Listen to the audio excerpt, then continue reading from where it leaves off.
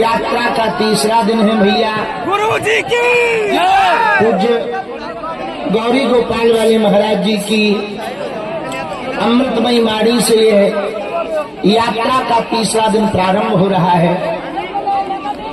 सायंकाल तक अनेक महापुरुषों का आशीर्वाद हम लोगों को मिलेगा। ज्यों-ज्यों आगे बढ़ रहे हैं त्यों-त्यों ब्रज की खुशबू नजदीक आ रही है। कल की यात्रा में खेल का भी मेल हुआ, राजपीठ के भी बहुत लोग पहुंचे और समस्त सनातनी भी पहुंचे। कल फरीदाबाद के इस ग्राउंड में ऐसा लग रहा था मानो पूरा हिंदू समाज इकट्ठा हो गया। जहां देखो वहां केवल सनातनी दिखाई पड़ रहा था, तनातनियों का तो कल पता ही नहीं लगा। और फरीदाबाद तो धार्मिक नगरी है, हिंदुओं की एकता की नगरी है। फरीदाबाद ऐसा है जो बाबर वाले पक्षधर के बीच में भी रह करके रघुवर का झंडा गाड़े हुए हैं। हमको फरीदाबाद आकर बहुत आनंद आया। सनातनियों का आपका ये कर्जा हमारे ऊपर है। भाई ये दूसरा माइक किसको दे रखा है? हरी जगत जननी रुक जा, मोरे प्रवचन हो जान दे भगवती। ओ त्रिपुर सुंदरी माता, रुक जा माता देवी।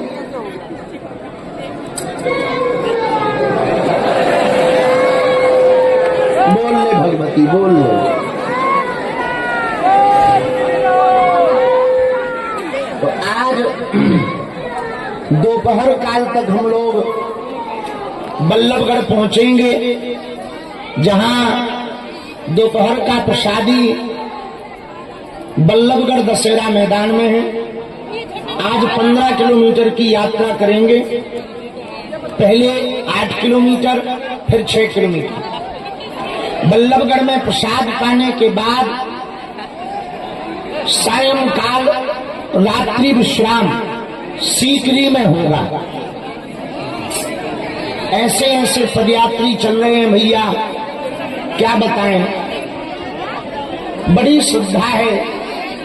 और आप लोगों के अंदर जोश उत्साह देखकर हम सब संतों को लग रहा कि हिंदू जग रहा है। एकमात्र उद्देश्य है हिंदू एक हो जाए। कल की पदयात्रा जो सीकरी से प्रारंभ होगी, कल की पूरी पदयात्रा 10 तारीख की सिखों के 9वें गुरु तेग बहादुर जी की शहादत के लिए समर्पित की जाएगी। सिख परंपरा में जिन गुरुओं ने शहादत दी है, उनका 350वां साला चल रहा है। इसलिए कल 10 तारीख की पदयात्रा संपूर्ण सिख समाज के गुरुओं की शहादत के लिए समर्पित की जाए। फिर एक दिन की पदयात्रा देश के जवानों के लिए समर्पित की जाए।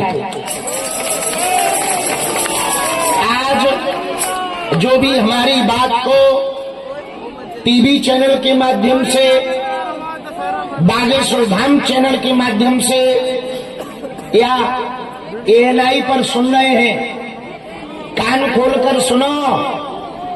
जो सनातन हिंदू एकता पदयात्रा चल रही, हिंदू मात्र एक परंपरा नहीं, इस देश की रीढ़ की हड्डी है। हिंदू रहेगा तो ही हिंदुस्तान रहेगा। और दूसरी बात सुनो, ये पदयात्रा दंगा फैलाने के लिए नहीं, गंगा फैलाने के लिए है। तीसरी बात सुनो, इस पदयात्रा का उद्देश्य केवल और केवल धर्म है, धर्म से बढ़कर कुछ नहीं होता है। जब पाकिस्तान इस्लामिक हो सकता है तो हिंदुस्तान हिंदू राष्ट्र भी हो सकता है। चौथी बात सुनो, बहुत विनम्रता पूर्वक, हमारे देश की आर्मी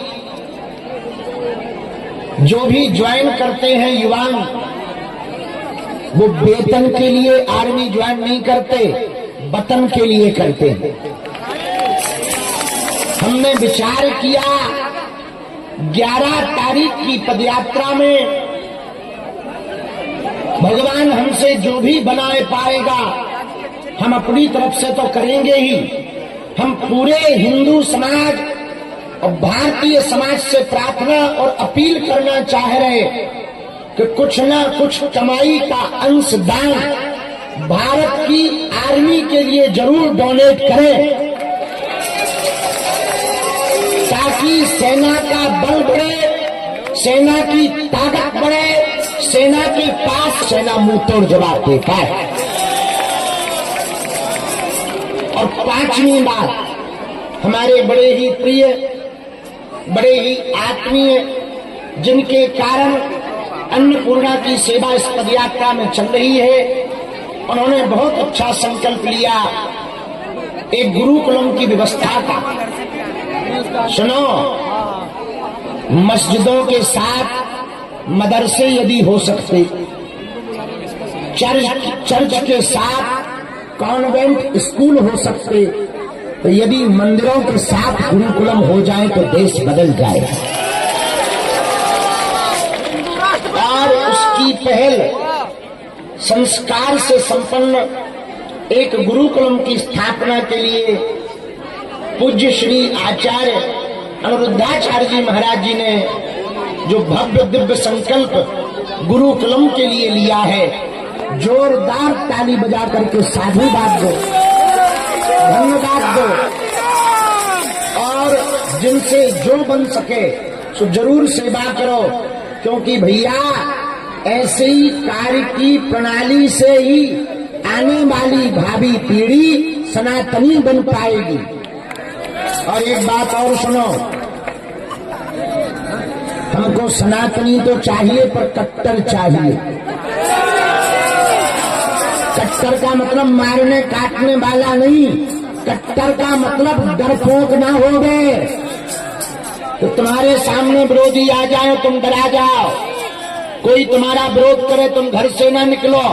आजकल सनातनियों के अंदर इतना डरपोक बना आ गया, कहीं लफड़ा हो गए, अरे मत जा, काहे को जाए, अपन काहे को मरे। अरे भाई, अपना देश है, अपनी संस्कृति है, अपना सनातन है। जब हमारे देश को आजाद कराने के लिए हमारे भगत सिंह जी ने फांसी के फंदे को चूम लिया, तो हम अपने सनातन को बचाने के लिए सड़कों पर क्यों नहीं उतर सकते हैं? वो फरीदाबाद में करके दिखाया, पूरा फरीदाबाद कल सड़कों पर था। भैया, देश के कोने कोने से पदयात्री आए, पश्चिम बंगाल से आए। हम जब कल रास्ते में बैठे थे, हमारे साथ एक बहुत अच्छे हमारे प्रिय भारत के लिए जो खेलते रहे शिखर धवन जी बैठे थे, क्रिकेटर है वो। उसी समय एक माताजी आई दफ्ती लेकर। हमने पूछा कहां से हो? बोले हम कश्मीरी पंडित हैं। तो हमने कहा ये दफ्ती में क्या है?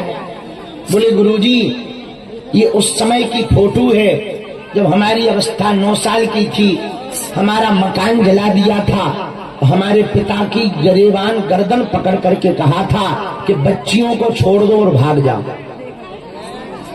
और उनकी आंखों में हमने आंसू देखे। तो हमने कहा आप इस पदयात्रा में क्यों आई हो? उन्होंने एक बहुत बड़ी बात कही जो शायद तुम्हारे समझ में आ जाए तो बड़ी कृपा होगी। बोली महाराज जी, हम गाजियाबाद में रहते हैं और इसलिए पदयात्रा में आए हैं कि जो हम लोगों का हाल हुआ, भारत में किसी प्रदेश में ऐसा दोबारा हाल न होगा, इसलिए हम पदयात्रा में आए हैं। एक बालक अपनी माताजी को दोनों भाई कंधे पर बैठा के लाए, श्रवण कुमार बन करके आया। तो हमने पूछा, भाई पदयात्रा में माताजी को ये पालकी पे क्यों बैठा करके कंधे पर रखकर चल रहे हो? बोले गुरुजी माताजी चल नहीं पाती, अवस्था उनकी बहुत है। उनकी इच्छा थी कि हम पदयात्रा में जाएं। गुरुजी हिंदुओं के लिए काम कर रहे हैं, गुरुजी देश को बदलने का काम कर रहे हैं, गुरुजी देश की आने वाली पीढ़ी और आने वाले बच्चों को बचाने के लिए काम कर रहे हैं। इसलिए हमने सोचा कि हम जाएं, पर हमसे चलते नहीं बनता है। तो उन दोनों बेटों ने कहा, माँ आप पदयात्रा में जरूर चलोगी। बोले कैसे? बोले चिंता मत करो, हम एक पालकी बना रहे, एक कंधे पर हमारा बड़ा भाई तुमको रखेगा, दूसरे कंधे पर मैं रखूंगा। और वो अभी भी पदयात्रा में चल रहे हैं, साथ में अभी भी चल रहे। सुनो फरीदाबाद के हिंदुओं, नेपाल से आए हुए हिंदुओं और भारत के कोने कोने से आए हुए हिंदुओं, तुम्हारे पास जो कद है, जो पद है, जो धन है, जिस दिन धर्म विरोधी सड़कों पर उतरेंगे ना, तुम्हारा धन बड़ा साथ में रखना पड़ेगा, तभी तुम बच पाओगे।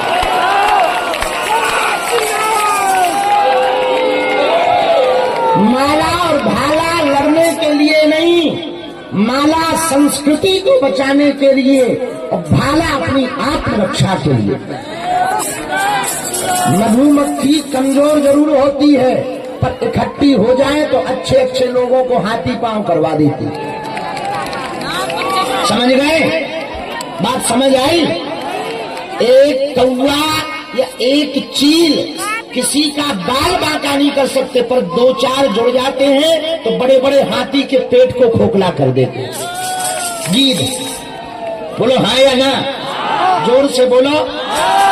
एक बूंद पानी से कुछ भी नहीं हो सकता, पर जब लाखों बूंदें बारिश बनकर के बरसती हैं तो बड़ी बड़ी नदियों में तूफान आ जाता, उफान आ जाता है और पूरा गांव का गांव डूब जाता है। उसी प्रकार एक एक हिंदू जिस दिन दम छोड़कर सड़कों पर निकलेगा हिंदू एकता के लिए, उस दिन भारत तो क्या पाकिस्तान भी हिंदू राष्ट्र हो जाएगा।